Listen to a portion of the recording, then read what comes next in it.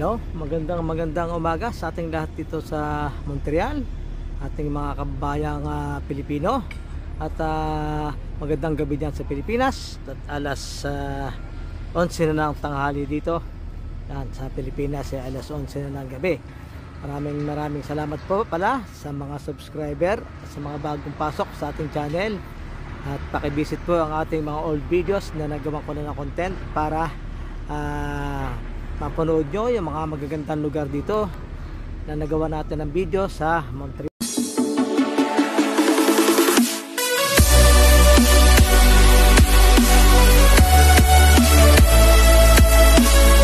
Ito, abangan nyo mga pare ko, at last week na ng summer natin dito sa Montreal, at autumn season na naman tayo ngayon.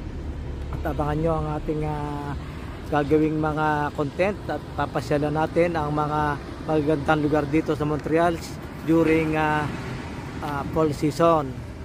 Number 1 dyan sa Beaver Lake, at yung sa Mount Tremblant, na maganda yan, sa maganda putan, medyo malayo lang dito. Tingnan natin kung makakapunta tayo dyan, sa Westmount, Montreal. Yan ang ating papasyalan sa Old Port, at para makita nyo ang kagandahan ng Montreal during autumn season. Ito, nandito tayo ngayon sa sa Mackenzie Park. Update lang natin tong renovation dito na ginagawa sa Mackenzie King Park. Ito, patapos na, lapit na matapos tong renovation dito. Ayan, at napatag na nila ang flooring dyan sa kalakhan ng park, kalahati ng park dito. Yan ang dating damuhan lang yan, ginagawang soccer. Ayan, playground dito ng mga bata. Yan, at tsak, napakaganda nito pag nayari. Lalagyan siguro yan ng carpet, at may bakod na, binakura na ng mataas.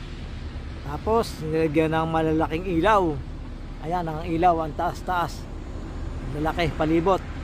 Napakaganda nito pagka nagawa at ating abangan uli, ating gagawin ulit ito ng content pag ito natapos.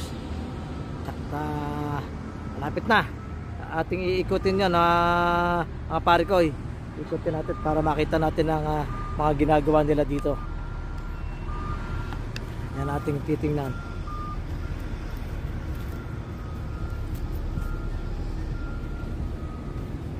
Inumpisahan to, ano buwan ba nag-umpisa to? September, July ata, hindi ako nagkakamali. Yan, at naghuhukay sa gilid. Lalagyan siguro ng malaking drainage yan. Kaya mga backhoe, yung nagkakabit ng nag-aayos ng bakod. Napakataas na bakod na nilagay. Parang tennis ata ang gagawin dito. Tennis court, pero napakaganda. Ito, tsak, alam ko to, maganda to, volleyball court. Yan, kaya may buhangin. Ay, maganda pala to pag nangyari. Napakataas ng mga ilaw, ang gaganda. Ay, wala na ito, volleyball court nga to. May mga bilog na semento rito. Tsak, ito yung gagawin, lalagyan ng upuan. Yan. Ay, wala na pala makakapag ano rito. Dito ginagawa sa Mackenzie Park yung mga malalaking event dito sa Montreal na mga Filipino community. Dito ginaganap lagi ang mga nakaraan, yung Fiesta Extravaganza, Food Festival. Dito lahat ginagawa. At ating ikutin dito sa likod. Ating ikutin.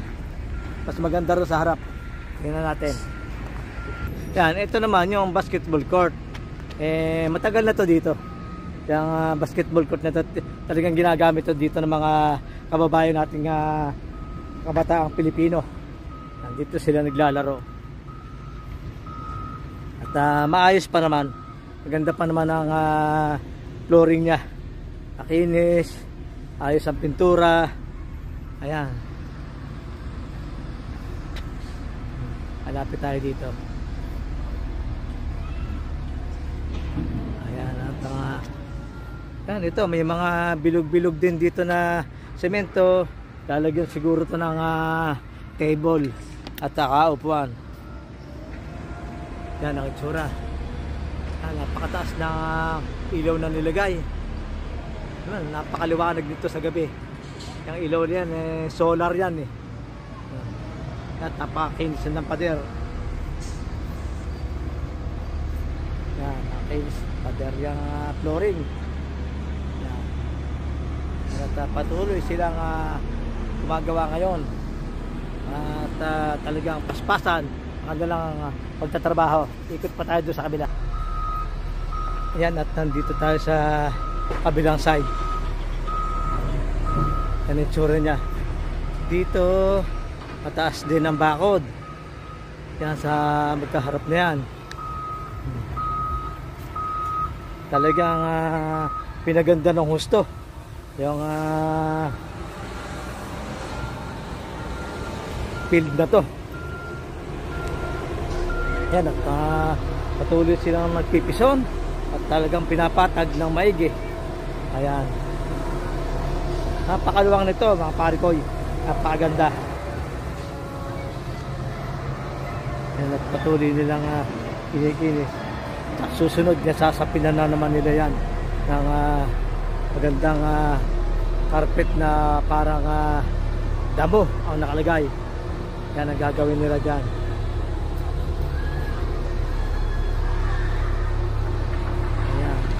Napakaluwang yan eh, kaya nakakatuwa. Saka napakaganda ng gawan to ng event pagka summer.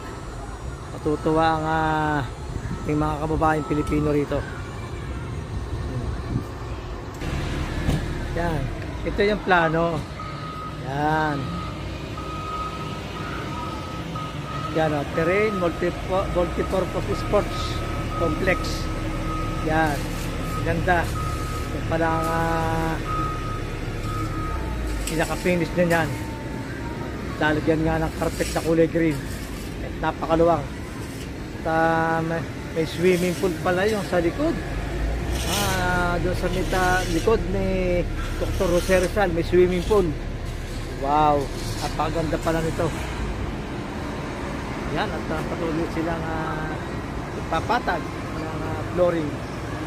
Talaga naman napakaganda pala nito pagyayari. Ayan.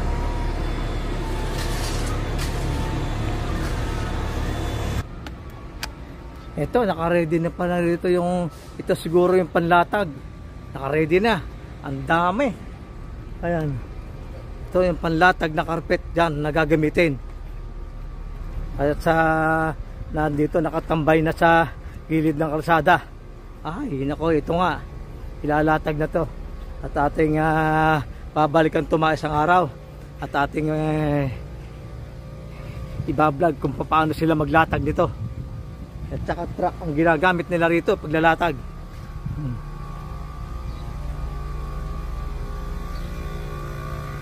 Ito. Yan. Ito yung mga ang lalagay nila. Talaga namang rubber. So, siyempre para malambot, tapakan. Yan ang ilalagay nila rito. Talagang pinaka sapin sa flooring. Ay nako, maganda na. At kaabang-abang tong nangyayari dito. Napakaganda. Yan, dami. Yan, dito ang entrance nila.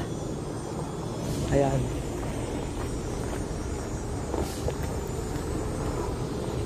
Yan. Itong ginagawa parang man-made lake na maliit. Yan, gumagawa sila ng lake na maliit dyan. At napakaganda pala. Pwede rin gawin nga swimming pool na yan. Yan, at nakakita natin doon sa design. Yan ang nilalagay ngayon nila dyan sa tapat na yan. Wow. Kabang-abang to. Yan mga pare ko, yung update dito sa Roe Mackenzie King Park. Napakaganda nito pag nayari na. Ating kaabang-abang to. Yan, ito yung malinaw na plano nila. Yan o. Yan o, construction on terrain, multi-sports o Park Mackenzie King. Yan na binadgetan nila ng $6.3 million ang budget dito. Talagang baka 2026 pa ang malamang na opening nito. Tagal pa pala, ilang buwan pa. Wow, napakaganda na mangyayari dito mga pare ko pag ito'y natapos. Yan, ito yung sa kabilang kalsada. Dito yung rebulto ng ating pambansang bayani ng Pilipinas, si Dr. Jose Rizal. Yan, sa likod niya to, itong mga ginagawa na to. Yan. At nakakatuwa to pag nangyayari. Talaga namang pinaganda ng husto. Napakalaki pala ng budget nito.